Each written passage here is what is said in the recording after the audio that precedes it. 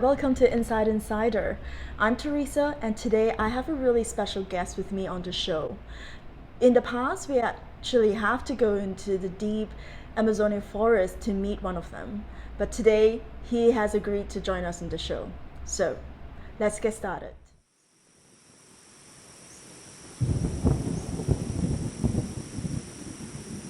Kano abano, rama kano abano, hakon shaman akinra, senem para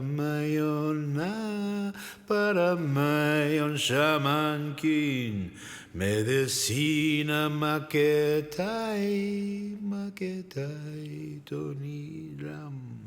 Medicina maketai. Okay, ready, let's go. Hi, Don Roberto. Welcome to the show. Hi, Teresa. Thank you for having me.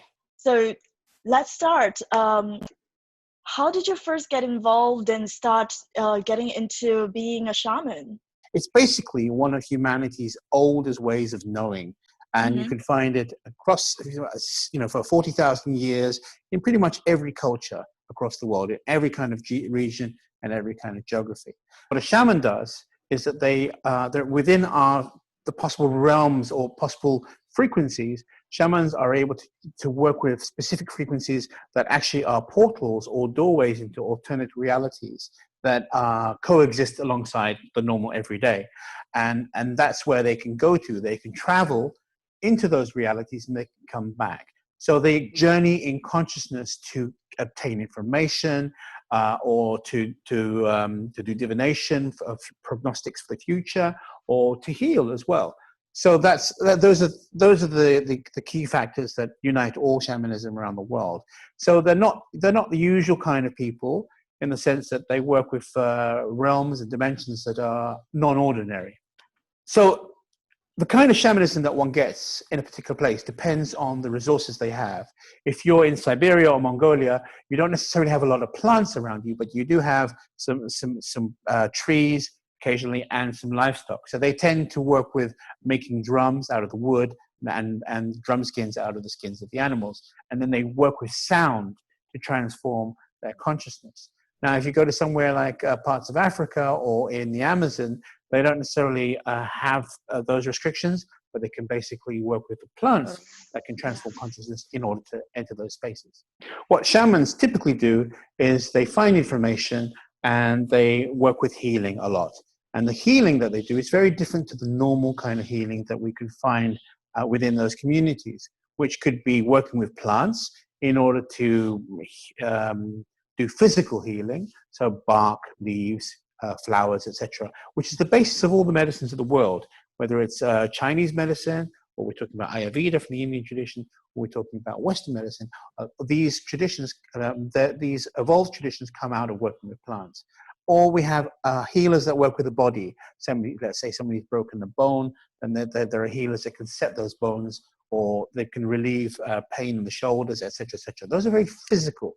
The difference between those kinds of healing and what a shaman does is the shaman works on the spiritual level, at the level of the soul.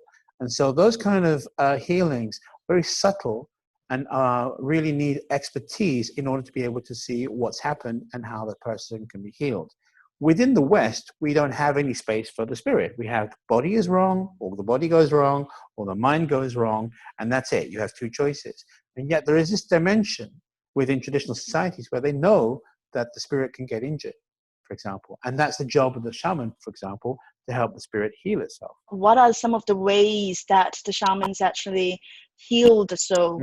As you mentioned, like in Siberia, where they work with the animals and maybe whatever they have available. And then for yourself in particular, you work with the plants.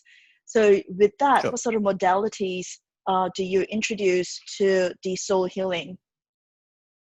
Beautiful. Within Siberian shamanism or Mongolian shamanism, they work with a drum, and the drum they beat is a very constant dum dum dum dum dum dum. It's not particularly interesting to listen to, but what happens is that rhythm begins to entrain or begins to link with and hook up with and equalize with the brain waves to push the brain waves into a certain frequency where the shaman can then fly. into those dimensions and find the information they need. Now, for example, let me talk about what's called soul retrieval. Soul retrieval is when somebody experiences a shock that they're psychologically or their consciousness is not able to process. Okay. So let's say I always give this example, but it's beautiful. You're 2 years old, you're not very tall, mum's in the kitchen, you're behind the door, and you can't quite reach the handle. So then there's this kind of anxiety of separation, and it's a big moment for that 2-year-old, right? So that it could be so intense. I mean, it could be really intense for that child that in order to protect themselves, they have to kind of detach a little bit from the moment, from the experience, from the feelings, and that detachment enables them to survive an overwhelming experience, right? And so we know what this is in the West. We call it disassociation. You know, often we have an accident and they say, oh, this person is in shock, they're disassociated. But the thing we never ask ourselves is, and when a person is disassociated, where do they dissociate to? Right? So there's association, there's wholeness, and there's disassociation, a fragmentation. And so that question is very interesting because that's what shamans do. They go and find that missing piece of that person's spirit or consciousness and bring it back. Now, it may seem like a trivial thing, but many people, when you talk to them, say, I don't remember my childhood, or it's all a blank to me, or this happened and I was never the same. And that's a great indication that something significant has been lost. And they may not be able to articulate this or put this into words, but there's a definite sensation of something being missing. And so what we do as shamans, especially when we work within the drum tradition, is we journey. And the other thing that's very important is that we have friends or allies that help us locate information or soul parts. And they take us to those places where the soul part is, and then we can begin a conversation with the part that's usually much younger, and then we can ask them if they want to come back. We get their permission, and then we bring them back energetically, and then transfer it back to the body. And the person might feel nothing, or they may feel like a huge transfer of energy, which is basically we're gifting them back their own life force, their own consciousness, their own parts of their spirit. And initially it could feel like nothing, but over time they can report big changes, like, you know, suddenly a whole lot of emotions are available to them, or a whole lot of memories available to them. Even the way that people react to them can change because something significant has happened within their energy body. That I remember a guy in Egypt called me up about a week later and says, you know, people aren't giving me any hassle at work now. Before they take advantage and they get me to do things, and now they're kind of maintaining a safe distance because I'm not the same person I was. So soul retrieval is a very, very beautiful thing. Thank you so much, Don Roberto. Hello, thank you for tuning in. I'm so excited that I've just finished video editing 3 parts of the interview I've done with Don Roberto a few days ago. He has given us such interesting information that I had to break it down into bite size, so giving it to you in part 1, part 2, and part 3. Now remember to subscribe and click the bell button so that you know when I'm loading the part 2 and part 3 of this interview. Enjoy!